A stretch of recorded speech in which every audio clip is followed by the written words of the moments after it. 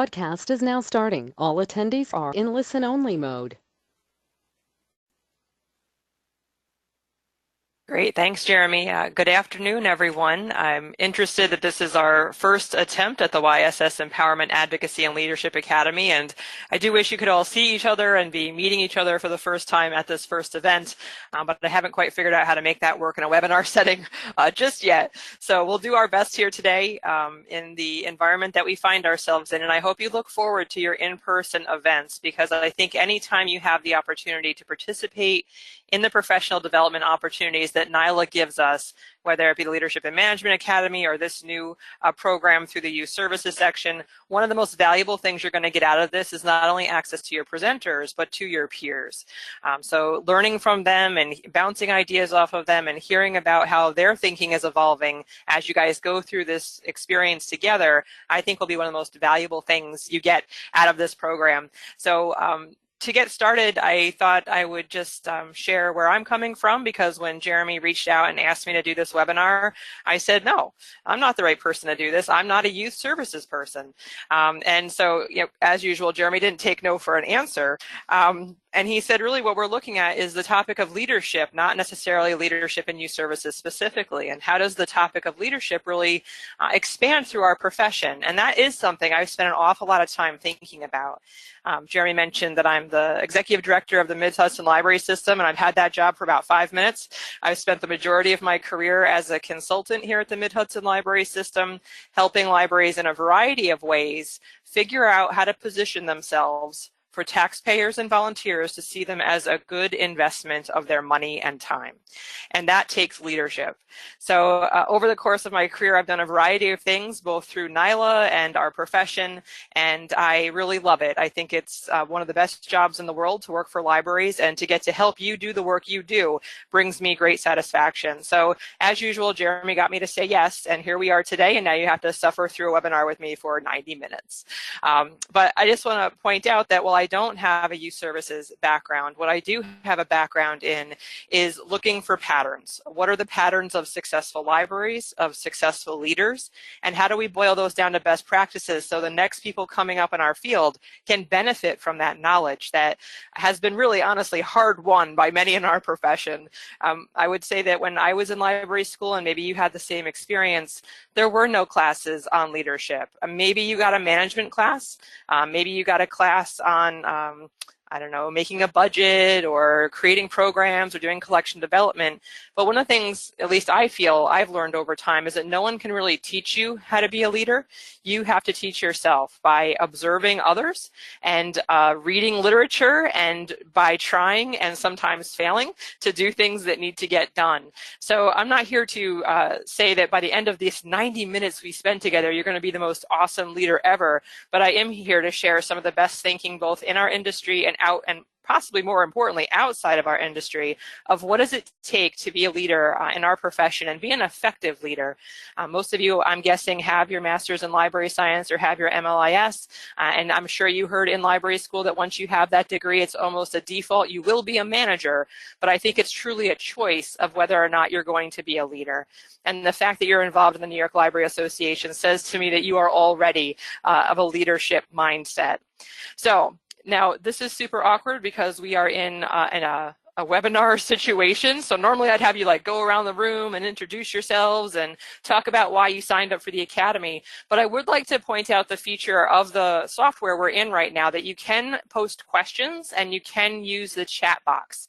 So I want to give you a chance to try that out by using the chat box to share, why did you sign up for this program? What are you looking for throughout this coursework that you're going to be doing in the Academy? So I'd love to see you typing your answers into this chat box as we get started here, and I bet we'll see some commonalities of what people are looking to get out of this. I'm going to awkwardly pause now while you start typing in the chat box.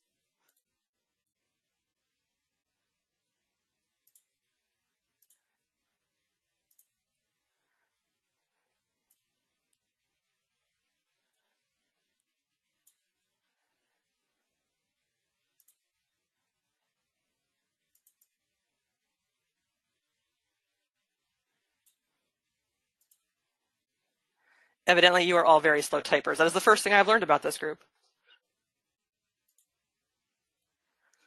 All right, cool. Sarah's first to the gate. She's joining the academy to better flesh out her leadership qualities and identify skills she needs to acquire or work on.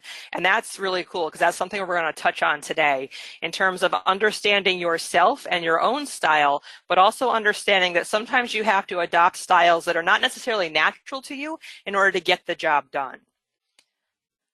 Cool. Catherine saying she wants to be more than just a supervisor. Nice. Oh, this is great. Interesting to hear different views, see what's going on around the state, how to run meetings and help staff grow. You better be a great meeting leader if you're going to be a supervisor, that's for sure. Let's see. I love that so many of you are so self-aware, looking to learn more about yourself as a leader. And that's something I bet you also got out of the book that was picked for you to read before this class by the organizers of this program, the Harvard Business Review Press book on emotional intelligence called Authentic Leadership. That really focused on know thyself, and we're going to talk more about that as well. Someone notes they've been in the field of youth services for 30 years and the chances for learning leadership have been pretty sparse. And that can be situational in terms of the organization you're in and maybe not having many people to watch and model or maybe not having access to professional development opportunities. But I think it's a good sign as educators that we're always seeking out learning on this topic.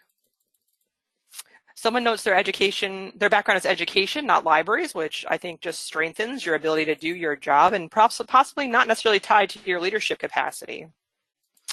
Jenna says she wants to feel more confident in your role. And that's something that as a trainer, my goal always is for people in the audience who have to suffer through listening to me talk, they feel more comfortable and confident about the topic that we're talking about today. So that's something that I hope we'll measure against by the time we're done here this afternoon. I'm just looking through these other things. People are looking about how to empower their staff the best way. And that's something we're definitely going to touch on today. Oh, this is great. I see a lot of commonality. Great, thanks everyone. I think it's important to recognize that you already recognize leadership skills. You probably have people in your life that you've chosen to follow, whether that be in a professional setting or a personal setting or in a social setting.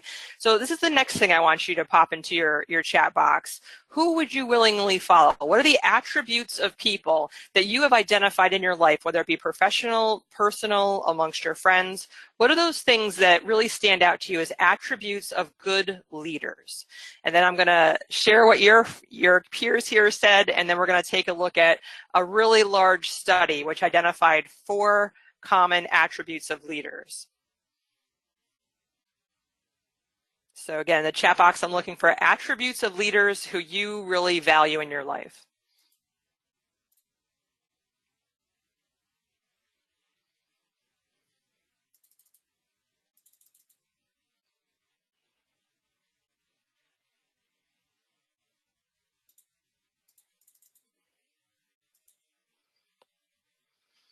Good, clear communicators, people who are eloquent. Well, one of my mentors once said to me that sometimes a leader might just be someone who says something more articulately than you do because you feel the same way, but maybe they say it a little better than you do, and you can get behind them when they say that. People with good follow through, nice. Let's see. People who show genuine interest in those that they are leading, right? They're human and connecting to people on a human basis. People who build empathy, people who provide alternative perspectives, good listeners, people who are honest, positivity, motivation. See, you guys don't need me. You know what to do. Someone who's focused on the big picture. I think that's really key. We're going to talk a bit about that today as well. Knowledgeable and humorous and humble. Oh, very good. This is a great list, and I'm not sure if you can see this or not because I'm not as familiar with this software. I'll see if we can export these and save them so you can all see these lists that you guys came up with. But I came across this study, and it's actually a whole book I'm going to refer to twice this afternoon, a study by sociologists who talked over the course, and this is, I think, extremely impressive. Over 30 years, they've interviewed 2 million people and asked them this same question, and 4 attributes rose to the top. Admired leaders are honest, forward-looking, competent, and inspiring. So when we really think about the summary of what you guys just put into the chat box there, that's a lot of what came out in your answers. When you think about people who are honest, right, you're looking for people you can trust, who are going to tell you the truth, and are going to do it, in your words, in an empathetic way, but in a necessary way. They're not going to hide the truth from you because it's difficult to hear or because they don't want to be in reality with everybody else. They're often the people in our lives who give us the reality check of what's going on in the world and synthesizing information so that we can understand as well what needs to get done to move forward in a particular situation. And that's part of being forward-looking as well. I think managers are often in the moment and just maybe task-oriented. Sometimes they're tapped into a larger picture and a larger organizational picture, and they're managing tasks along a plot line that's been laid out for you in your long-range plan. But I think leaders are actually kind of got the periscope out, and they're looking way further out than even a strategic plan you might be currently operating out. You're constantly scanning and looking for trends and seeing what's going on in other industries and maybe what's happening in the economy and extrapolating how that's going to impact your organization. So there's a somewhat holistic and systematic outlook that leaders have to look to the future and then come back into their organization or their team and help others understand what's coming and help conversations happen that need to happen so that we're on the right path and prepared for what's coming next.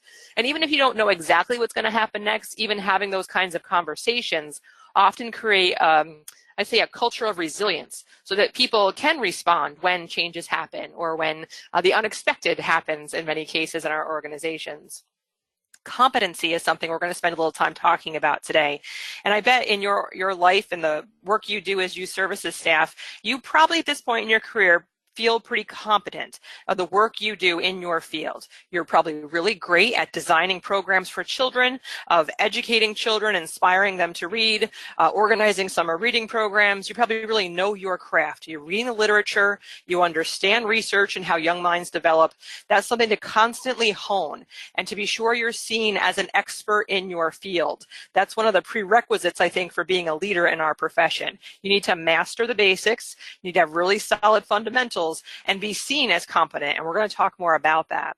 And at the end of the day, even if you were awesome at those first 3 things, if you're not able to inspire people to follow you, then you're not necessarily going to be totally successful as a leader. And I think that's something that many people in our field feel self-conscious about. What does it look like to be inspiring? A lot of us are introverted in our profession, and being inspiring, when you think of that, you think of someone who loves talking in front of people and is a real go-getter and loves saying, come with me, we're going over here. And you're like, oh God, that's like not me. I can't do that. But the truth is you can be quietly inspiring also. You can be inspiring regardless of your personality type. So we're going to talk a bit about that today as well, because I think everyone has the capacity to be all 4 of these things if you truly understand the value of being a leader and you want to affect positive change wherever you are. And again, this could be your professional life or your personal life. These are the 4 things to really think about how you come across in these areas. So when we think about knowing yourself, these are 4 things to be very self-aware of. So when someone identified, what do I need to work on? Do I come across as honest? Would someone say I'm forward-looking? And sometimes you can ask a trusted peer, maybe in your library or in your profession or even amongst your friends, do I come off as these things? Because you might be these things, but not perceived as these things. So a level of self-awareness here is going to be something, a constant drumbeat as we go through what we're talking about here today. So very unscientifically, I did my own study here in the Mid-Hudson Library System. We have 66 public libraries here in Mid-Hudson, which all have their own boards of trustees. And a lot of my work over the past 15 years has been helping library directors and trustees work well together for the benefit of their community. So over time, we have interviewed every board president that's ever come in our system and asked them, what are you looking for in the leadership of your library? Usually pretty specifically about their director. But you see a lot lot of common themes here, right? Boards are looking for honesty. They don't want to be surprised by something. They'd rather the director tell them there's a problem and, oh, I think this is what's going to happen, rather than waiting till something goes south and then the trustees find out the morning after. They're looking for people who own the idea of being a leader. There's that word competency again, people who are competent in the tasks it takes to do the job. Good communication, as many of you identified when I asked you the question of what attributes you're looking for. Communication is key in all things in our profession, but it's absolutely essential in leadership. And that's something I know personally I've had to work on an awful lot, both my written and verbal communication skills, in order to be effective in the work that I want to do. When I see the goals that I set for myself or my organization or my member libraries, most of it and most of the success we've seen here has boiled down to my own personal capacity to convey to people why we're doing something and how we're going to do it and what needs to get done to do that. So concise communication that spurs people to action and makes people feel confident they understand what's going on around them is really key.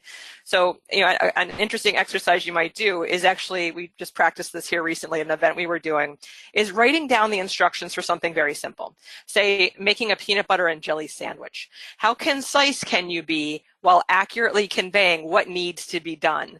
It might be a way to self-assess how good you are at communicating concisely and clearly. If you handed that to somebody else, could they follow those instructions and make an adequate peanut butter and jelly sandwich? I've determined my husband can never do that. He always puts too much jelly on it, no matter what words I use to describe how to do that correctly. But some of the other things the boards are looking for, they're looking for maturity, charisma, and I think maturity came up over and over again, and this might sound strange because we're all adults here working in our profession. One of the comments we got a lot from trustees was no tears. There's no crying in libraries. That's what trustees would say. I don't know if librarians would say that, but that's what trustees say. They don't want to see people crying. But I think what they're looking for is that you own the situation that you find yourselves in and that you're producing or suggesting solutions for how to get through a tough spot or a tough situation. And I think that's a real key of being a good leader, is really having the, I don't know, maybe you call it like the wherewithal or the fortitude perhaps to get through the tough times and understand that there's always going to be tough times and challenging situations, and not to fold in the face of that.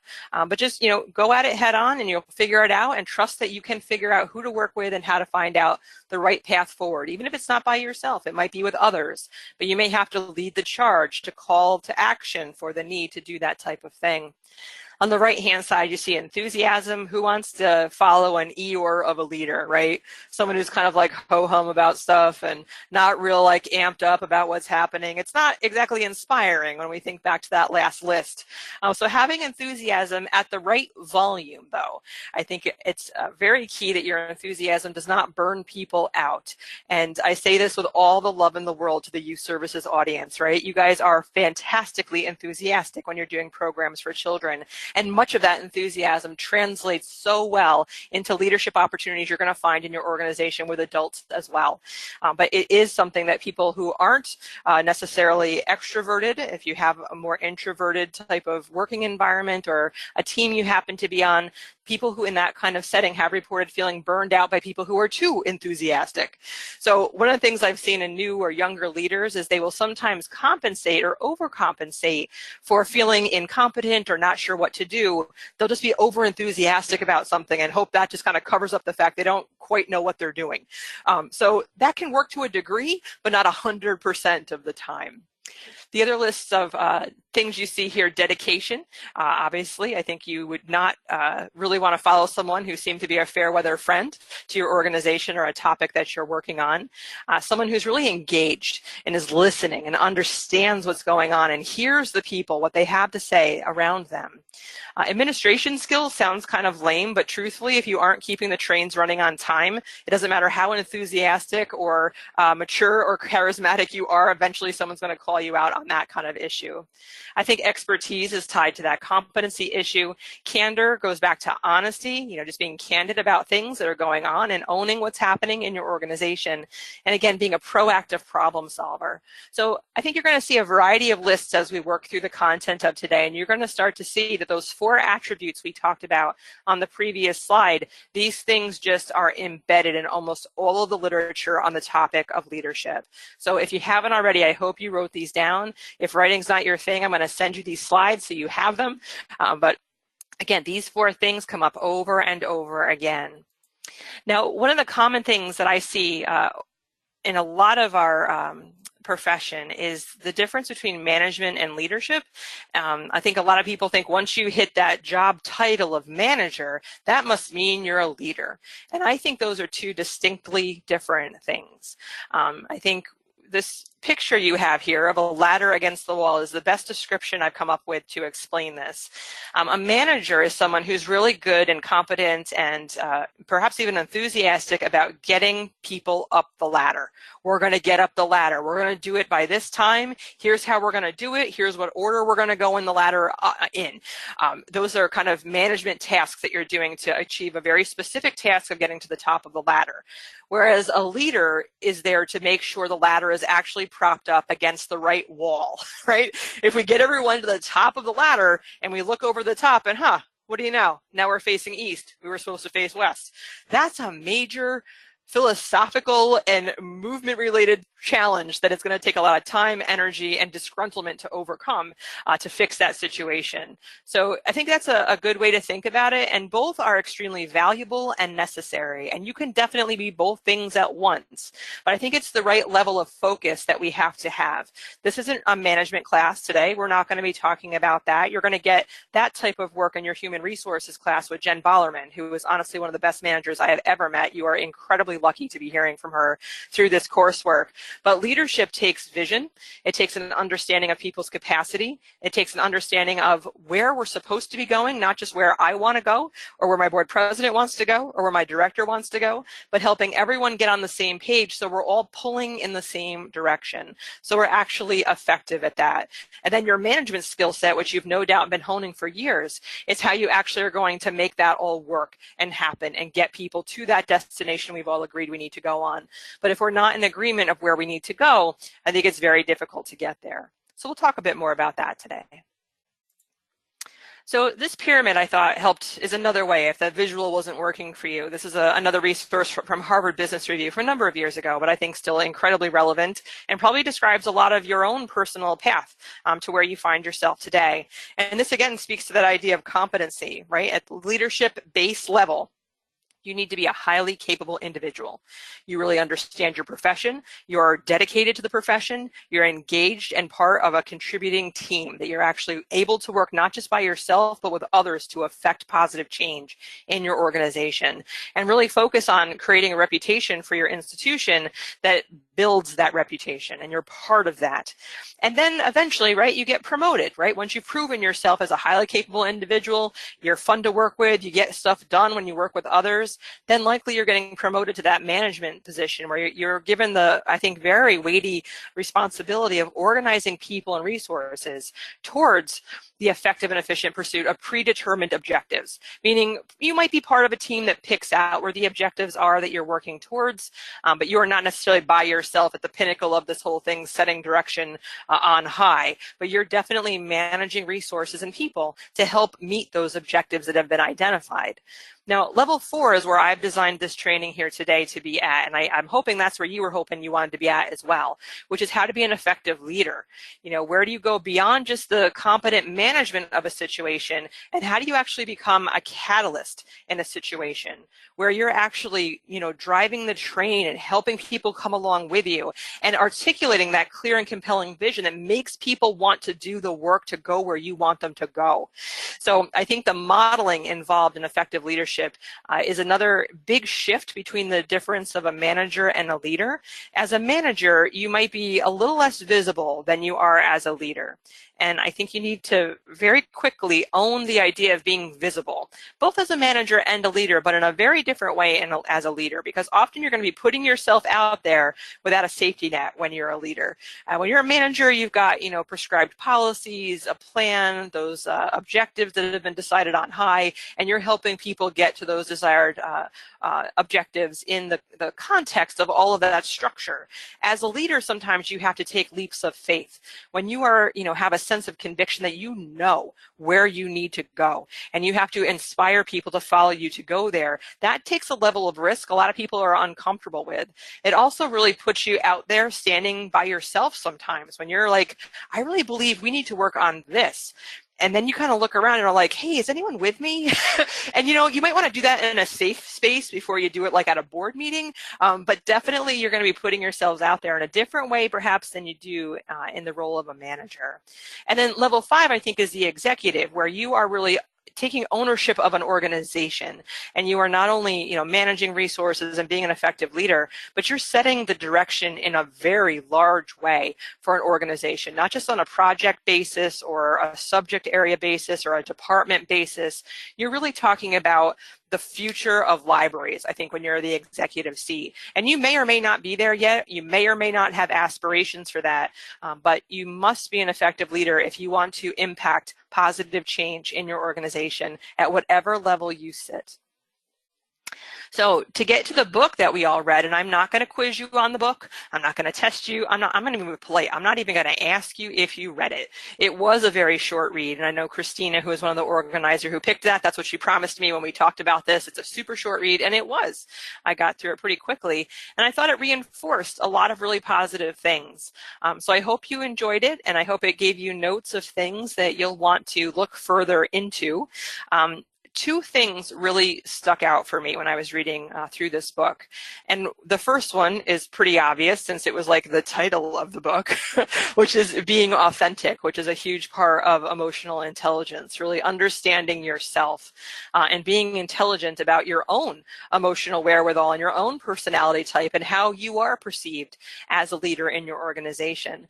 And I think the two words here, authenticity and vulnerability, are really interesting, because I think we all have our own context for these words, and we might think about them differently than the person sitting next to us in this course. But I think authenticity, and something I actually took away from this book in a big way, was how to be yourself. And that doesn't necessarily mean like being goofy or like wearing your SpongeBob pajamas to work and like really letting it all hang out. But I think it means being brave enough to, let your sense of humor shine through, let people know a little bit about your personal life every now and again, not overly sharing, of course, but helping people connect with you on a human level, I think, is really a big part of being authentic. And that comes more easy to some people than others. I know it doesn't come easy to me. When I recently got a new job and I moved to a different floor of our building, and there's a different culture on this floor of my building, and where it's all women, and they ask me about my weekend and what I'm doing with my niece over the summer and that kind of thing, which I'm not used to talking about with my coworkers. But I realized extremely quickly that I needed to meet them at that point that they were interested in communicating me with, or I would be creating distance between us, and it would, I think, strain our working relationship as well. So this issue of vulnerability, and I think many of us might react to the word vulnerable in different ways. If you did a word association game where I say the word vulnerable, what's the first thing that pops into your mind? I wish I could see you all and we could be sharing what the first word is popping into your mind on that. What popped into my mind when I first heard vulnerability, it made me think of being soft or showing my underbelly and making myself vulnerable to attack. And that might be because the majority of my work for the past 20 years has been on the front lines of winning building referendum and operating votes, and making sure that the opposition has no angle to get a foothold in to make the case to vote no for libraries. But in a management situation, being vulnerable, I think this quote from Emma Sapala in the book really drove it home for me, that it's not about being weak or submissive, but it implies the courage to be oneself. So that's something that might come with maturity, might come with age, might come with life experience, but it's an important thing to really evaluate yourself against. How comfortable are you being your true self with other people? Because I think when you can let go of a facade you might have at work, or trying to act in a certain role that you think you're supposed to act in, and actually just be yourself in a natural way while getting the job done, that frees up brain power to actually be a more effective leader, because you're not always, tied up in, did that look right? Did I do that right? Is that how this leader does something or does this? Everyone has their own way of doing things in life.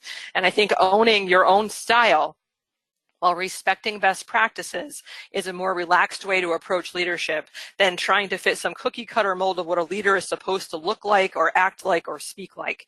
So as much of yourself as you can infuse into these best practices, the more successful you're going to be, because the more authentic you're going to be. So again, I think that's some hard-won advice that we got from that book. I hope that was a key takeaway you had as well. Again, being in this environment, I have trouble here, getting more advice from you of what else you learned. But if there's any key takeaways that you had from that book, I'd love for you to share it in that chat box. I think people's perspectives that you bring to this coursework, again, is going to be one of the strongest aspects of your experience in this class, of hearing how others are taking in this information and interpreting it through their own worldview. So if there's any other key learnings you had, do please share those in the chat box. If Jeremy can help me later, I'll again excise those and send them out to everyone, because I think that's a value-added aspect of the coursework you're going to be doing here, is learning from each other. So this is a slide I use when I do training for graduate students who are going into our profession. I think younger people have this idea that once you have your master's, or once you're made a manager in an organization, that automatically that comes with respect. And part of the work I do here at Mid-Hudson is helping new directors get started in their roles and work with their boards and figure out, all the laws and regulations of New York. And it's interesting how people will come into a role or think, well, I've been told I'm a leader now. That means everyone will respect me and do what I say. But that is not true at all. You have to earn respect as a leader. And that comes with consistency. It comes with honesty and those other attributes we've discussed. And it takes time as well. So when you think about the role you're currently in, think also how long you've been in that role and how long you've had to build your credibility in that role, and that you've earned respect in your organization. That's a critical ingredient to being an effective leader. Putting in the time, having a proven track record, and having people above you know they can count on you is where the respect comes into that role. So there's nothing inherent about having respect in your role once you've been given authority or once you've personally assumed a leadership role. That is something that you always have to earn. And I think even my directors who I've seen who've been in their roles for 20 years, they still have to every day think about, am I earning the respect of my peers in this organization and the others that I need to work with? Because once you lose respect in a situation, sometimes you can recover from that, but oftentimes it can mean your capacity and ability to lead people forward has been severely compromised. So I think always striving to have the respect of others around you is something else to keep in mind. And sometimes I think, and this sometimes is hard to hear and think about, but it's almost like there's no day off when you're a leader, that people are always watching you. They're always looking to you to model the way forward. They're always thinking about, what would you do? What would that person that you trust in your organization, what would they do? Maybe you guys remember a few years ago, those bracelets that were extremely popular that said WWJD. I think it was for what would Jesus do? But we changed the J to Josh for our organization. He was our executive director at the time. And we would often email each other like, this is a tough situation. WWJD, what would Josh do? Right? So we were always thinking about his leadership style, the way his mind worked, how he'd solved problems in the past. So when you're a leader, you have to imagine that people are also watching you in a similar way. They're looking for patterns of how you're successful. So I think a really key thing in that, and this goes back to our last slide about vulnerability, is when something doesn't go well, that you don't try to hide it, that you really own it and do it in a way that is a learning opportunity for others. And we're going to talk about a couple of ways to do that later on in our presentation today.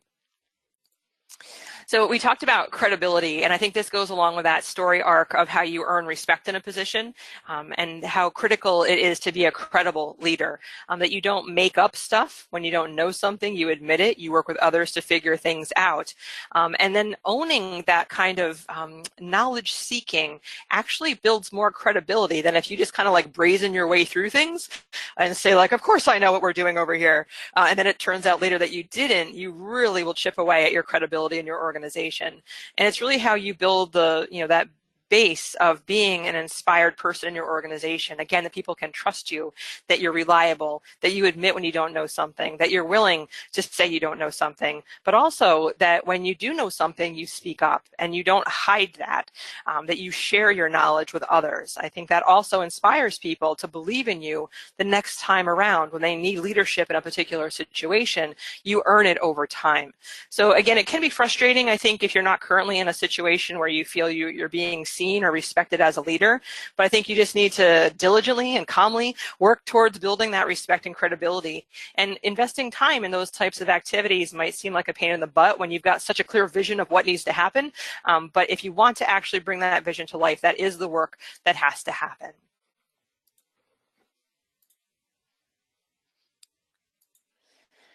So before we talked about one of the key attributes of leaders being competency, which often sounds like a low level, like I think of someone being rated as competent at something, it doesn't exactly sound stellar, right? But I think there's language in other industries that is being brought into our profession. My husband works for IBM here in Poughkeepsie, and they have a huge corporate culture. Over the past 50 to 60 years, it's been developed and honed, and they've spent probably millions of dollars developing that corporate culture. And they talk about having a center of competence in your work, that you are seen as the expert in the job that you do. And how do you cultivate that sense of being an expert, not just actually being the expert, but helping people, see your expertise in situations.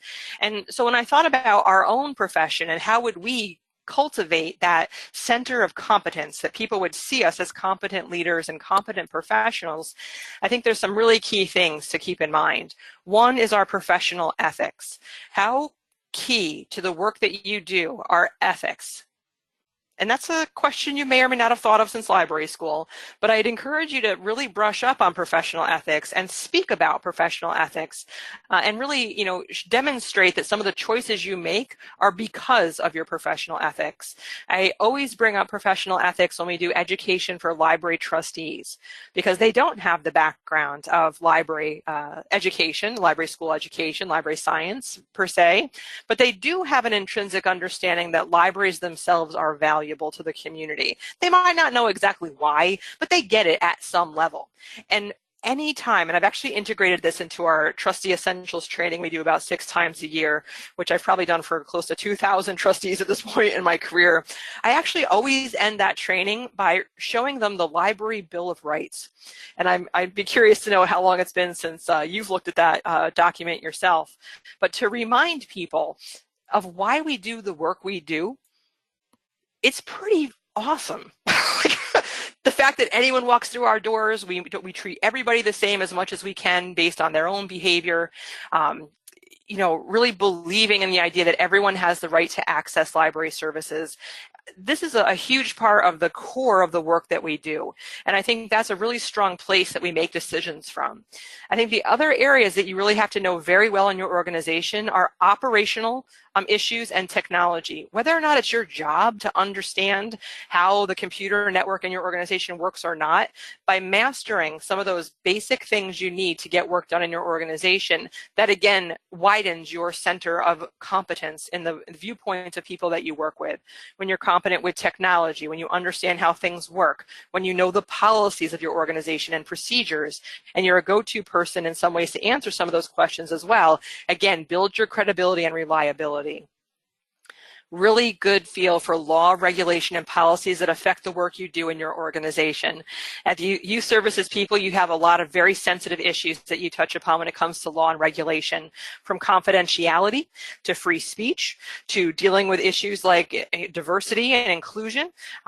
Bringing in a drag time story hour that could either go extremely smoothly and cause no ripples in your community or cause a complete uproar like we've seen in multiple cities here in New York. And really understanding the right of people to have access, the right of all people to have access, really understanding the basis for the choices we make in our organizations, again, build your credibility over time. Stakeholder analysis, making sure you're not making decisions in a vacuum, that you're actually talking to the people who are affected by the decisions that you make as a leader is incredibly important. If people don't feel heard or as part of your decision-making process, that's another surefire way to lose, I think, credibility with the people that you are really there to lead forward in ways that will be effective for the future. So always taking the time to listen to people, whether that be in a structured way, doing focus groups or surveys, or in an unstructured way, having informal conversations with people who benefit from your services or affected by decisions you make in the role you play in your organization and in your profession. Incredibly important to building credibility when you're able to say, based on speaking with the parents in my community or based on speaking with the educators, the teachers in our community, this is why we're making this decision, or this is why we're pursuing this partnership. Having that background that you can bring in, that it's not just your opinion, that you've actually done research with the right people. That's another way to build your base of support, so people will want to follow you and come along with you on the vision that you have for what's next. And again, trend spotting, I think, is part of that, which is, scanning not only the library literature, but the local newspaper and demographic information that comes out, and, reading things from the Center for the Future of Libraries, from the American Library Association, just being hungry to understand what's going on in the world around us, to make sure that you're responding to that from a program and service design perspective, but also that you understand that some of the trends that are out there are definitely going to impact our library. It may or may not impact the youth services department in particular, but your awareness of wider trends in our society, whether they be technological, even fashion or video games or economics or the environment, all of those things are part of understanding the world around us. And the more situational awareness you have, the better decisions you're going to make, the more people are going to think you know how to see the future. Trend spotting is a huge part of being a leader, and getting ahead of some issues that could impact your library. That's a huge part, I think, of leadership at every level in an organization. So we've talked about some of the kind of core building blocks, those fundamentals of what makes a good leader. From those 4 attributes we discussed of being honest and forward-looking, and competent and charismatic and inspiring, to professional ethics and really understanding how the world we live in works when it comes to the work we do. These are all very, I think, basic building blocks for being a very solid leader. And those are pretty prescribed, if not routine patterns that we see leaders of every walks of life are really. Those are common characteristics you'll find in leaders throughout the land. And I think it gives you a good place to start in assessing your leadership capacity and areas you might want to work a little more on or want to read up on and figure out how you're going to maybe, do trend spotting in a new way in the future. I think that might be your first pass at your to-do list of identifying other things you want to learn about, and really craft some of your thinking in the next few courses that you take through this academy, to be asking questions of the experts you're going to have access to that help make you feel more confident or comfortable in some of those areas that maybe you're not feeling 100% in, whether it be a human resources issue or how to do collaborations the best way, those types of things. So again, being very honest about your own skill set, what you're good at, what you think you might not be so good at, and how you'd like to minimize the gap in between those things. I think this is a good first pass at helping you identify some of that stuff.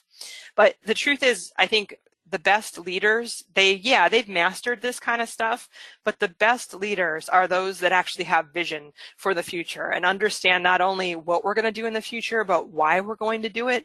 So I wanted to spend a little time with you this afternoon helping you think about that a little more, and giving you some maybe cues or tools you might use, when you've got some more time on your own to think through some of this. I bet a lot of you on this webinar today already have some really exciting ideas for the future and big picture thinking about what needs to happen in our profession and beyond, and in our communities as well.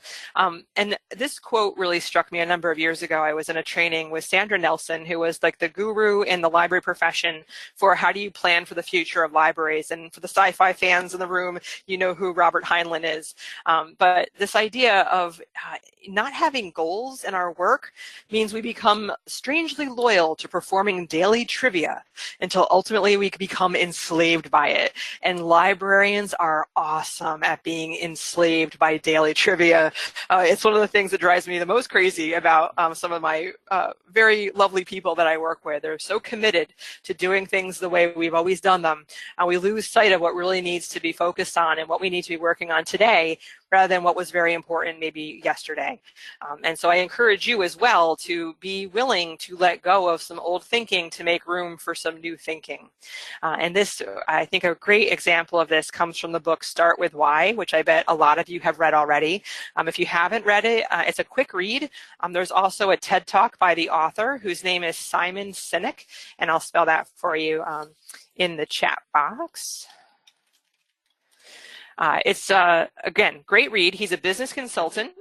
So he's looking, the way I do at libraries, for patterns. He looks for patterns in businesses and how are businesses successful. And one of the things he's identified is this graphic you see here, which may look familiar to you. It's called the golden circle in the literature.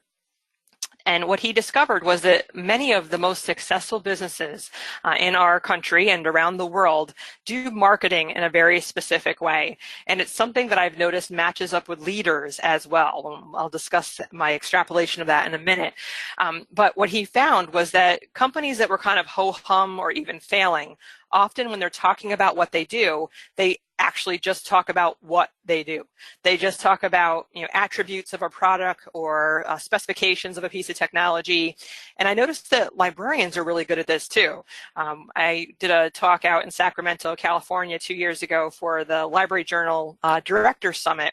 So it was a pretty intimidating room. It was the directors of the 100 largest libraries in the country. And when I thought to myself, how am I going to come off as, having a large center of competence in front of this audience, I better do my homework. I went and assessed all 100 of their library websites. And what I found was that 98 of them were extremely good at talking about what they do. Long lists of programs that they had, long lists of technology that they had, staff lists, program calendars, all sorts of stuff that they had that you could get if you had a library card or you came over to their library. But 2 libraries really stood out to me because they focused on the center of this circle, which was why they do what they do. What I found on their page was a focus on the mission of the library and the outcomes they've achieved for their patrons and their community and the partnerships that they have forged on behalf of creating a more vibrant community. And it was absolutely inspiring. It made me want to know more. And I did dig down a little more to say, I got to see what programs this library is working on. This sounds fantastic. Those libraries had something else in common. Not only the way they talked about what they were doing and why they were doing it and how they were doing it, they were also both national medal winners. If you're not familiar with that, it's basically like the top award you can get in the country as a library. And I thought that really spoke to what was different, what was setting them apart, is they talk about why they do what they do rather than what they do. And I think that's also a distinctive difference amongst effective leaders. When you spend more time talking about why is it important to focus on something?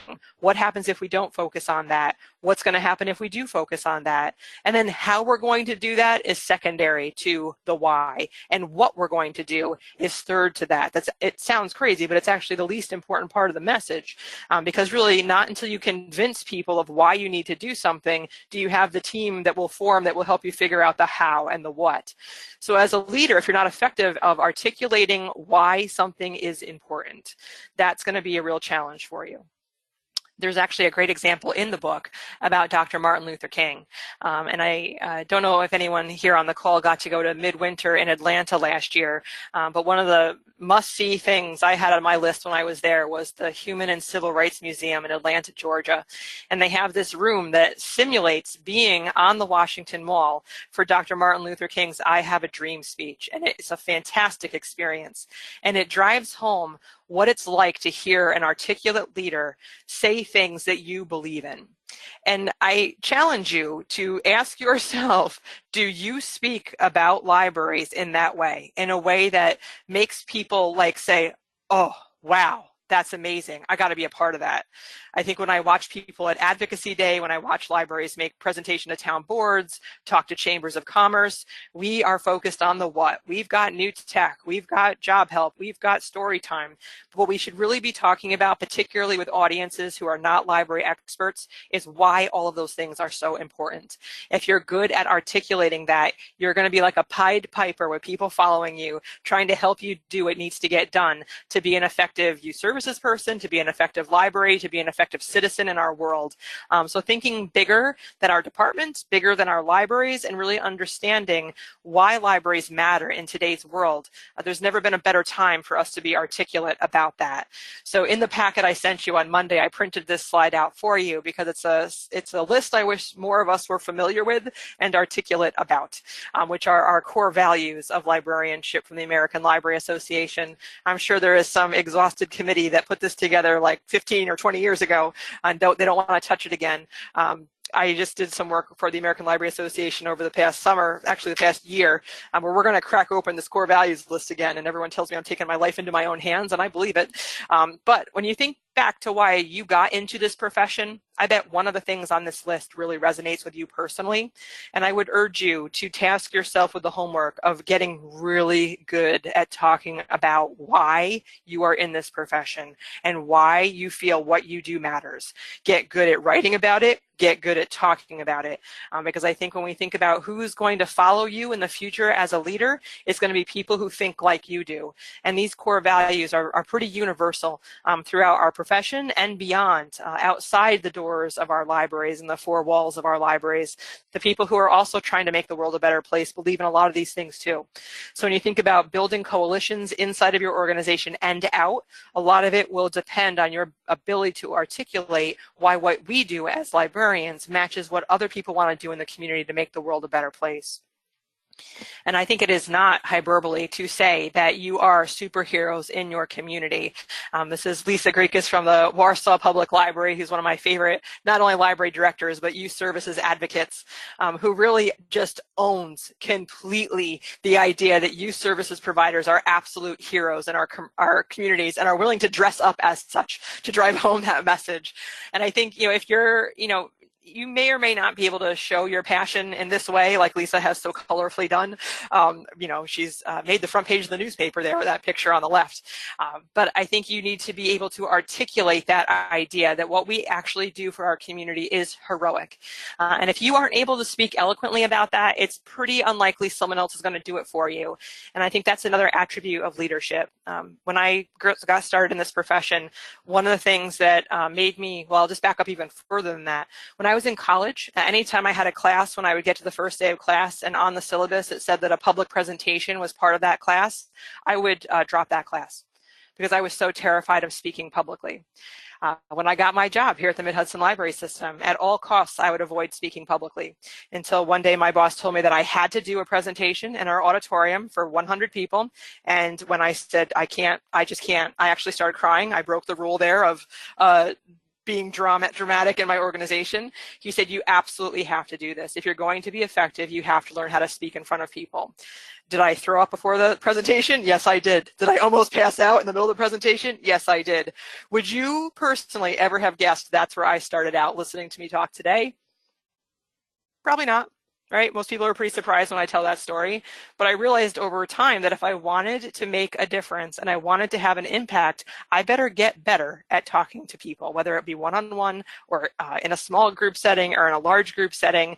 And I still get nervous, absolutely. I have the same level of nerves, I would say, where I'm sitting here in my office and I can't see you, which makes me feel weird, as I do when I'm in front of those 100 directors of the largest libraries in the country.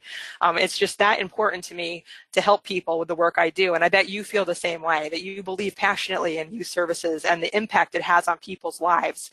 And you will do things that you never thought you would do, like dress up like a superhero and run down Main Street during a parade to make sure that you're effective in what you do. It doesn't necessarily have to be that drastic or that example, but I think it's owning that, and I hate to use this word, but it's almost a flamboyance that you have to have as a leader. You have to be willing to put yourself out there and be the figurehead for an issue or a topic in order to get people to understand the issue, to work on an issue, to follow you into the fray on something that really needs more people than just you working on it. And that might be uncomfortable for you at times, but you'll find your own style. You'll find your own way to do that. And many of you probably already have that skill set. It's just something to hone on a bigger stage when you think about leading beyond just a team or a department. So these are the three, what I call my 3 E's, that I use in a lot of different situations, and I feel it is really key to effective leadership, which is to understand these 3 words and how they work as a two-way street. That as a leader, a big part of your work is going to be to empower other people to do things. And as youth services people, you are so good at this already because your whole job is empowering kids to believe in themselves, to go further in life, to do amazing things as adults. So you're really good at this already. It might be how you translate that skill set in a team setting, in a management setting, in an organizational setting, and out in your community. How do you empower others to do good on their own behalf and on behalf of the wider world around us? And when you're really good at that, that comes back to you. There's like a ripple effect or a boomerang effect, I guess, where it comes back. And then people are going to empower you to go further and do more things that you want to do by either helping you, investing money in you, cheering you on, whatever it might be that you need. You'll find that it will come back to you almost exponentially. And I think you'll see the same thing with those other two words on this slide of engaging with people and honestly listening to them and respecting what they're saying and, you know, actually representing that you heard what they said and did something with it. You will get that back from others as well. And again, that can be in a team setting. It could be with a one-on-one situation. It could be with your board. It could be with your community. It could be with your teen advisory group. You'll see if you get good at that, of listening to people and repeating back what you're hearing and actually applying what you've heard to decisions and ideas that you then talk about in your organization, you'll be much more effective and much more efficient actually as well. And then I think the thing that I see so much in youth services is the energy that you put out, you get back. How many of you have started a story time or a program with kids where the kids were just kind of like not into it? And by the sheer force of your will and your energy and your expertise as the person at the front of the room, you've actually drawn energy out of your audience. And that's a key part of being a leader as well, that they see that energy in you, and there's an exchange there where you'll get it back from them. It's symbiotic to some degree, which I might sound a little like I'm hippy dippy, but there's a definite energy aspect that you need to be incredibly aware of, which probably ties into the idea of emotional intelligence. There's an interesting documentary that I watched this summer about the motivational speaker Tony Robbins, and I never ever thought I would be recommending anything to do with Tony Robbins, but there's this documentary about him on Netflix if you have access to that, and I'm sure as librarians we can all figure out how to get to this documentary. But the most fascinating part of it to me is how almost preternaturally aware he is of the energy of a person or a crowd. And good leaders have that situational awareness too. They can read a room. They understand micro facial expressions. Like that means, well, when you say something to someone, watching their face intently to see how they react to it. There's a micro expression that will flash across their face before they start speaking, or school their face to hide what they're really thinking. Getting extremely good at that kind of thing is also an effective leadership tool in your toolbox. So I just wanted to, speaking of vision, I wanted to give you an inside track to something I hope you've already heard about, which is available through the New York Library Association, which is the Sustainability Initiative, which has been working for the past 3 years to elevate the way we talk about the work that we do in our profession. This started in 2014 with a resolution that was passed on the importance of sustainable libraries. It moved on by helping library staff around the state and now country and soon to be world understand the concept of the triple bottom line, that we're not just working on putting books in the hands of kids. We're talking about making the world a better place. We're focused on not just economics, we're focused on the environment and socially just communities. And the work we do contributes to all three components of that triple bottom line. And so I'm going through this rather quickly because there's tons of resources for you I'm going to point out for you. But again, I think this is more language to elevate what we talk about when it comes to why we do what we do. It's not about story time and a snack. There's actually science behind what we do, and that science is all helping to drive our communities to healthier places. So, we sell this to our libraries and talking about the fact that if your community is not truly sustainable, they don't have the capacity to endure from either an economic or socially equitable standpoint or the environmental stewardship of a particular place in our world, you're not going to have a sustainable library. If you put the library at the center of why things are important, that's not going to inspire people to invest in the library. You have to put the community at the center of what you're doing. And this is articulated in this statement from the Sustainability Initiative of NYLA, coining this phrase of sustainable thinking, which makes us tie it all together, which makes sure that what we're actually spending our time and resources on align with our community's rights to thrive in this world. Because if we don't talk about what we do in the context of people's lives, there's going to be a disconnect of why we're valuable. That's why we're having some of the conversations we have today about, no, we're not just books. No, we're not just story time and a snack, that we're contributing to a more healthy, educated community or a more informed citizenry. So we actually have a functioning democracy. Elevating conversations to that level is incredibly important as a leader wherever you sit in your organization. So I encourage you to check out these resources from NYLA's Sustainability Initiative. You can go to nyla.org/sustainability and sign up for the newsletter, check out the roadmap to sustainability, and those are the two easiest places to start and get a front row seat to this. Last year was my first chance to speak to youth services staff about this at the NYLA conference in Saratoga. I teamed up with Lisa Kropp from the Lindenhurst Library, who's also on the sustainability committee. And we got really excited about the potential of youth services staff's involvement in the work of building sustainable communities and talking about the work that we do in the context of building sustainable communities.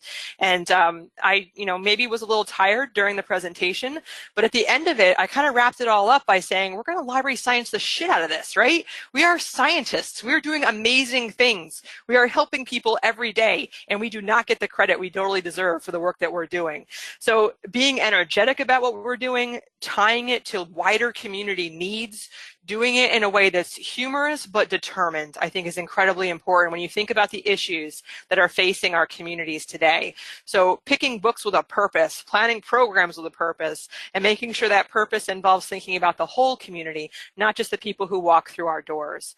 So this unfortunate saying that I shared went a little viral, not only in our state but beyond, because the executive director of the Virginia Library Association was in the audience and had a friend who had an Etsy shop, and as a joke put the quote on a bag to send to me. And then all of a sudden, before I knew it, everyone was buying this bag. I was at JFK airport 2 months ago to fly to North Carolina, and someone I did not recognize had this bag, and I found out it's on the gifts for librarians and book lovers list from Book Riot.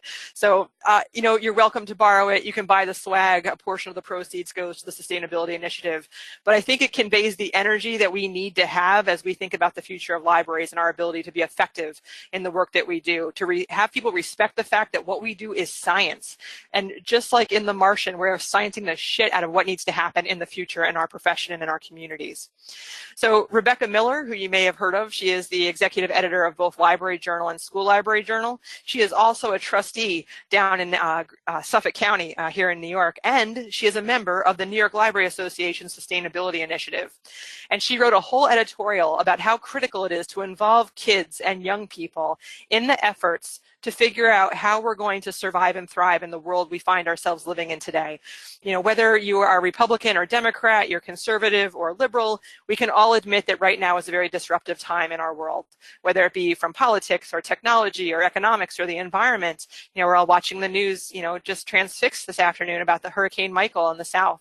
These are things that are happening at a faster pace and a more devastating pace in our future. And it's going to take all of us pulling together to work on some of these big issues that we have. And Rebecca put out a call to action to have kids and young people by our side as we figure these things out. And as youth services people, you are in the perfect position to leverage that energy and passion and creative thinking that young people have of all ages to figure out new and creative ways for us to adapt to the world we find ourselves living in today, and we will definitely find ourselves facing tomorrow. So again, positioning yourself in your particular role as youth services people, but as library professionals, to invite those who are seeing the library as a viable platform to make the world a better place, harnessing that energy at every opportunity, and really reminding people that that's what we do at libraries. We're working towards making the world a better place. We're doing that in a variety of different ways. We're certainly interested in student performance and literacy levels and digital literacy in our communities and equal access to resources in our communities. And all of those things add up to living in a world that means everyone has the chance to thrive. So helping kids do that work with us, that experience-based library is going to be incredibly important to the future of our profession. And your ability to facilitate those experiences where people feel like they're part of something larger than themselves is going to be, I think, a jewel in the crown of the future of libraries. And I think your generation of people who are in this academy is going to help do that work moving forward in a very impactful way. So in your packet, you have a worksheet to help you start, all these thoughts you have and visions you have for the future. How are you going to articulate all of this? So there's a vision, a worksheet in your packet, which might sound lame, but I promise you it's worth your time, because I think we have so many ideas and so many good thoughts about what we're doing that we get too verbose when we start talking about what we do. We are very chatty people when people start asking us about our work, and we need to be more concise. So I encourage you to kind of like do almost like just get it all out on that spreadsheet, all of the things that you're thinking about, what the library could be if you had unlimited resources, not limiting your vision to the current services and programs, but what could be if you didn't have that policy in place or that fuddy-duddy in that department. Like, what if the right things were happening? Really thinking, I hate to use this phrase because it's cliche, but totally out of the box. That is your library, that is your policies, that is your budget, and really think about not what can we, do we have the capacity to focus on, but what should we be focused on, and stretch a bit on those questions. And then again, always coming back to how is what I want to focus on going to improve the lives of the people in our community? Because if you can't answer that question, you can't inspire people to come into your library, to vote yes for your library, to donate their time to your library, or donate money to your library. You have to be able to articulate why you are what you are focused on is relevant and responsive to their lives. So while I know homework is lame, I really do find that exercise useful, and I hope if we get a chance that you would send me what you write down and what you come up with. I'll share my email address at the end of this, and because I think bouncing that off of someone to fine-tune what you want to say can be very valuable, because you'll find yourself in situations where all of a sudden you're talking to a legislator you never expected to talk to, or the town supervisor, or a really big donor, and they ask you what's going on at the library. Are you going to be that person that just starts itemizing all of the upcoming programs, or are you going to be articulate about changing people's lives through the work that you do? And that's a choice you can make right now to get ready for, and this worksheet can help you organize your thinking around that. This is Pauline Emery, one of my favorite library directors in New York State. She is funny and driven and does amazing things for her community with the best sense of humor I have ever seen. And she always reminds me that we sometimes are the worst at valuing what we do, that we ourselves don't own how fantastic we are and are a little too humble about our work. Her quote here about value what you do, that we're about access and that's essential, and make sure people know your passion about what you do. And it always reminds me of the saying, if not you, then who? If you can't speak up or you won't speak up, you're just waiting around for somebody else to do that work for you. That's certainly not an attribute of a great leader. So not being too humble. You got to strike the right, I think, percentage of humbleness when you talk about the work that you do.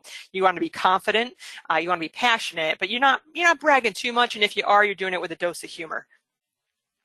So a big part of the work in the book that you guys read before coming to the webinar today was related to knowing yourself and being authentic to who you are. So what I did from afar was send you a packet on Monday and give you one possible tool you could use to know yourself better. And I'll reference Jennifer Bollerman, who you're going to hear from later on in your coursework through this academy. She is this test I gave you was a Myers-Briggs modeled preferences activity. She's a Myers-Briggs wonk. She can talk about Myers-Briggs for days, and in fact has when I've been on vacation with her. Not that it's not super exciting, Jen, but what I've learned from her and others who have used this type of approach to learn your personality better is how insightful it is. I have a very practical mind, and when I read things that say, oh, know yourself, I'm like rolling my eyes like, well, yeah, I know I like scrambled eggs and I really like beer. That's not knowing yourself, right? You need to know, your tendencies in social situations. And this is one way, and there are many other ways you might like the DISC method or other sociological or psychological ways to get to know your own personality better. These are tests or exams or little surveys that can help you understand, and I'm going to use this word a lot, your tendencies better. Your natural tendency might be to be a little more quiet than outgoing, or more outgoing than shy. That's a tendency. It's not a judgment that something's better or worse in any given situation. It's just that if you know your own preference or your own tendency, it lets you build the right skill set to be successful in different situations. So I had asked you to fill out pages 5 and 6 in your packet, which was called Your Preferences, and looked a little like this, hopefully, and hopefully you got your 4-letter code.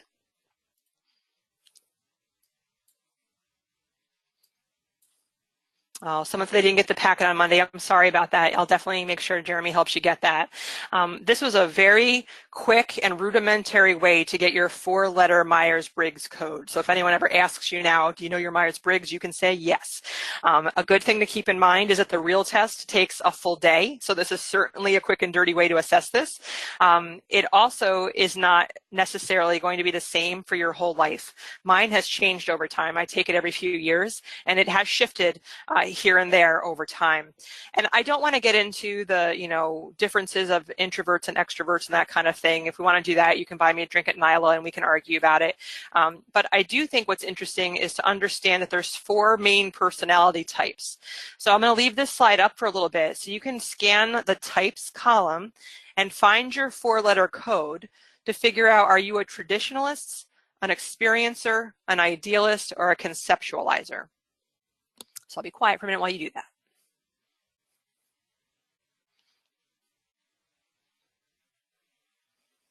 So hopefully you found which one you are. And I will say over time, I've actually moved from one box to the other, which was interesting when I talked to a Myers-Briggs professional. But I think it's important to see this because it's a good tool to diagnose your own characteristics and tendencies. And hopefully this kind of correlates to what you notice in your own life. My research has indicated that most librarians are, I know this is going to be shocking, traditionalists. We prefer facts. We're not necessarily interested in theories. We're decisive, right? We like policies. We like systems like the Dewey Decimal System. We like people who follow through. We're sometimes resistant to new approaches, and I'm not making eye contact with anybody here. I'm just saying it's kind of a refrain in our organizations, like we've always done it this way. It's not that we won't change eventually, but we're going to kind of put up a fight before we change sometimes. But we're often good managers because we're able to keep track of multiple things and we understand capacity and we're helping good things get done. So when you take a look at the fact that 40% of the population are traditionalists, it's highly likely if you're working in a team or in your entire organization that 40% of people, if you're a traditionalist, are also like you. So you see these numbers decline in the next 3 categories. An experiencer who takes things very literally, likes to work independently, needs to be active, a strong sensory memory, they like an experience-based life. You probably know someone in your life. This is my husband to a T. He's an experiencer. This is less of the population, but still a good chunk at 30%. Now you see the next 2 only have 15% of the population. Being an idealist and a conceptualizer. When you read those characteristics, they line up very much so with the attributes we identified as necessary for good leaderships. So focusing on the needs of others, that you serve others, you're creative, enthusiastic, and insightful, interpretive, and you really need your work to be meaningful, which I think speaks to a lot of people in our profession. Being a conceptualizer means that, you're really out there, like looking at things in a different way than many people in your organization might be. You might be an extremely independent thinker. You might be pretty skeptical about how things are done. You like to design solutions. That means you're trying to find new ways to do things. You're willing to challenge rules and customs, and you this sounds a little, I think, negative, but you value powerful people and positions because, in my opinion, because you like to see change happen and people in power can help change happen. And often conceptualizers will be in leadership positions themselves. We did this exercise in our own system with all of our library directors, and the directors of the largest libraries in our system were all conceptualizers, which I thought was very interesting and very telling. So I think this helps you learn your own tendencies, but the handout that I provided in your packet helps you also think about the fact that your communication style is likely tied to your personality type. So this means that when you convey information in writing or verbally, you probably have some go-to ways that you do that.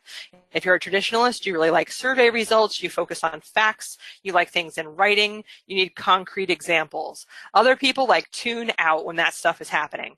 So when you think about being an effective communicator, if your default style is a traditionalist style, but you've got 60% of the population is not a traditionalist, to be effective, you need to communicate in a way that speaks to as many of these types as possible. So when you think about preparing a report or a presentation, it's going to be important to have a little bit of everything from the how to approach column in your presentation and report to be an effective communicator, because different styles are going to refer or respond to different styles there. So this is one of the most valuable handouts and worksheets we've used in our system. We use it consistently with trustee training, leadership development, and director coaching. And it really does reveal a lot about yourself and about others. We've had big aha moments in board retreats when they realize that 75% of the board are traditionalists, only one is a conceptualizer. And isn't he the guy who's always throwing us off the path? Like, we can't get anything done because that guy wants to talk about the what ifs. And it's become like a joke in the group where they're like, oh yeah, Sam, he's the conceptualizer. So it's just understanding where people are coming from creates empathy. And it's, again, not judging, but understanding people. So Jeff Kirkpatrick, who's a former president of NYLA and the director currently at the Bethlehem Public Library, he really has a great quote here about understanding that you have to be the right leader for your personality, right? Going back to that idea of being authentic, but that's no excuse for not challenging yourself to take on roles that are uncomfortable for you. So when you think about, how you get the job done, it might mean acting out of type or acting out of the style of leadership that's most comfortable to you. And I think that's something I've learned along the way for myself, that even though I wasn't comfortable being when a situation calls for it, being commanding in a situation, I don't believe in a consistent way that's the way to get things done. I think it's better to bring people along with you to get things done. But sometimes you might be in a really critical situation with a short turnaround time where people have to do something in a defined amount of time or it's all going to fall apart, then you might slip into a commanding leadership style because that's what it's going to take to get the job done. So in your handout packet, you have a list of these leadership styles and an explanation of each of them. And what you might want to do is read through them and check off the one that, like, yeah, that's probably my style today, but then think to yourself, when would the other leadership styles might come in handy in different situations that you might be focused on? And if that's not your natural leadership style, thinking to yourself, what am I going to have to practice or read up on, or who should I talk to get a little better at these different leadership styles? Because these different styles are actually tools in your toolbox for getting things done. You have to apply the right style to the right situation, and that takes some emotional intelligence as well. But you might find to yourself thinking that you are good at some of these and not so good at others. And again, that's not a judgment. That just is helping yourself assess your own leadership skills and identify where you might want to spend some time developing other skills. So another way to kind of diagnose your leadership style and figure out what you might want to read more about, or if you see a leader who exemplifies the pace-setting leadership style and you're not that strong in that, talking to them and asking them about that and learning more about that. The other handout I put in your packet was this, the exemplary leadership, the 5 stages of exemplary leadership. This is from the Leadership Challenge site, which is actually done by the sociologists that I quoted back at the beginning of the program today. Those that interviewed, 30 million people, 2 million people in 30 years. They actually wrote a book about that, which was super helpful. So we could all benefit from what they learned during that study that they've done. So you've got this totally laid out in your packet on the last page, but this has been the most true information that I've found over my 20 years in the profession and doing leadership coaching. When I really look for patterns in library leaders who are effective, I see this over and over again. So when you think about these, 1 through 5, modeling the way, that you create standards of excellence and then set an example for others to follow. So like going back to our professional ethics, if you hold those true, if you don't waver on those, you model the way, to toe the line when it comes to challenges to a book in your collection, or when someone says you shouldn't have drag queen story time, you know, as a core principle, you don't waver on issues like that. That those are things that you hold to be true, and they define the world that we work in, and that you need to model the way forward in those things and hold fast in the face of challenges in those areas. Those are extreme examples. There's much less extreme examples we could talk about as well on an everyday basis, you know, like that you're on time, that you do your paperwork, that you are consistently kind when dealing with the public, that you are always prompt when returning people's calls and emails. That's also modeling the way forward when you want to model behavior you want to see in others. We've talked a lot about vision today, but this idea of inspiring a shared vision, not just your own personal vision, but making sure your vision that you're talking about reflects what other people care about as well. And then you passionately believe in that vision. And that comes through when you talk about where you want to go with your organization or in your profession or with your team. And number 3, this sounds a little familiar, right, for the people that might have been classified as conceptualizers in the Myers-Briggs preferences, that you're willing to challenge process, that you search for opportunities to change the status quo. There's a famous quote that says the definition of crazy is doing the same thing over and over again and expecting a different result. So when you're challenged by something and you're frustrated by something, that's going to mean breaking out of a cycle or a pattern to make it better and change the outcome. And so leaders are willing to change a process. They're willing to say, this form you're making me fill out is not effective. It could be cut in half. Why do we even need to do half of these? There's a diplomatic way to go about that, of course, but being a leader means challenging some of those tried and true ways we do things, particularly if they're time wasters, if they're not effective, or they're keeping us from our true vision and accomplishing the goals of our organization. Now, number 4, I think, is one of the most critical things that we need to be good at in our profession in particular, which is enables others to act. And we do that pretty well just with our patron base and our frontline service work that we do as professionals. But I think this whole idea that you strive to create an atmosphere of trust and human dignity, that's what librarians do. And so that's going to translate really well to your career path in leadership, making sure you do that not only for those we serve, but those we work alongside, your coworkers, your management, and when you become management, maybe your board, your community leaders. What you want to do is have that affiliative or approach, your leadership style of helping people come along and work together for a common good. That idea of collective impact is absolutely key to being successful in the future. And, you know, number 5, again, I keep going back to this idea of youth services. You guys rock at this already.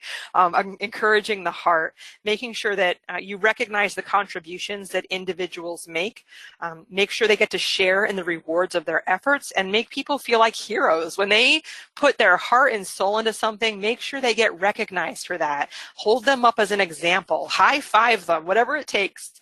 Make sure they understand what they did mattered, and that you saw it, and that you acknowledge it and recognize it. Now, along the way, it's not always going to go perfect. You're going to have some learning curves, and sometimes you're going to stumble and fall. Terry, who's an executive director down at the Westchester Library System, I like his attitude. You don't believe in failure. It's just lessons learned. Here at Mid-Hudson, I practice something called joyful funerals. When something doesn't go well, maybe a program tanked or we totally missed a deadline on something, we do a joyful funeral. We take a look at what went well, what didn't go well, and then how do we carry forward the things that went well, and how do we not repeat the things that didn't go well? So again, having a sense of humor, but also owning it when something doesn't go well, that builds your credibility and trust in your organization. I saw this sign when I was in Denmark, which made me think a lot about how, a lot of things when I was younger in the profession, I was afraid of. I wasn't sure how that worked, or I didn't understand why someone did that. Instead of being fearful that I didn't understand, replacing that with curiosity and asking people, hey, how does that work? Or why'd you make that choice? And getting to the bottom of people's thinking on things and understanding situations that you find yourself in make things less intimidating. And as leaders, I think that's part of our job, is to decode decode the world around the people that we're leading. So if you can make something simpler, or you can explain to someone why that happened, you can demystify things, which takes away the power perhaps of someone who likes to keep things complicated, or wants to hoard power in a situation. I mean, if we're all truly working towards the same goal, which is to make the world a better place, we all need to understand how the world works. And that world might be small, like your department, or like your library, or your community. But whatever world or microcosm you're operating in, understanding how it works is part of that competence you bring to a situation as a leader. So I believe in iteration, meaning that just because I failed at something doesn't mean it wasn't worth the effort, and I'm going to learn from that failure, and I'm probably going to try again, because most of my ideas weren't crap to begin with. Every once in a while, they are. Every once in a while, I'm on a wild goose chase, and I just need to let it go. But usually, I'm making pretty informed decisions about what I want to work on as a leader. And when I'm thinking about how to do them, I may or may not have all of the information I need to make the best choices. That doesn't mean the next time around I couldn't make better choices and help others help me make better choices and do a better job. So I think part of leadership is, not when you get knocked down, not staying down. You feel sorry for yourself a little bit, but not too long, right? You got to get up and show people that you're resilient, and that either admit, yep, that wasn't a great idea, probably let's go someplace else and try something else, or you know what, it still is a good idea, but I think we got to come at it from a different way. Here's how we could approach this differently in the future. So again, having belief in yourself and your ideas. If you've been in this profession a long time, you see what works, you know what needs to get done. Maybe you don't know how to get there exactly, but the more people you convince that it's the right direction to go in, the more brain power you're going to have to help you figure it out. And I think that resilience in leadership is another key attribute. The other thing that I find that goes a very long way is expressing gratitude, is saying thank you to people when they help you, when they do a good job, and as publicly as possible thanking them is incredibly important. I think it's a very big part of the motivation cycle. If you want people who are working with you today to want to work with you tomorrow, they need to know their efforts are appreciated. And I think that's not only in your organization, but when you work collaboratively with people out in the community and in your schools as well. We hear from New York State legislators, both senators and assembly people, that librarians are the only ones who write them thank you notes after the budget is complete. And that makes us stand out to them. They're happy to see us the next time around because we're some of the few people who aren't visibly pissed off at them. We might be grumbly and behind the scenes, but we know we're going to catch more honey by being nice in that situation. So again, expressing gratitude in all that you do goes to the idea of really, as a leader, truly understanding that you serve the people that you lead. This is Pat Kaufman, who is one of our member library directors, long time, and the co-founder actually of the leadership and management section of EALA, which is hitting a big milestone this year. So Jeremy, beware, she wants a big celebration for that. But she was one of my people I watched very closely because I was always impressed by how her staff reacted to her. And she boiled it down. I asked her when she retired, what was core to your success as a leader? And this is how she described it. It's about caring and respect for the people you work with and the people you serve. And I found that statement so interesting because it echoed something my grandfather told me on my 40th birthday. And now we may or may not have been drinking on my 40th birthday, but I will say late in the evening, I turned to him and asked him, what is the point of this life? And he said, it's to care for others.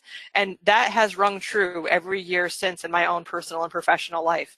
That whatever we're trying to do together, that human endeavor, if you put care at the center of it all, whether it be for your community or your coworkers or the patrons that you serve, it's hard to go wrong.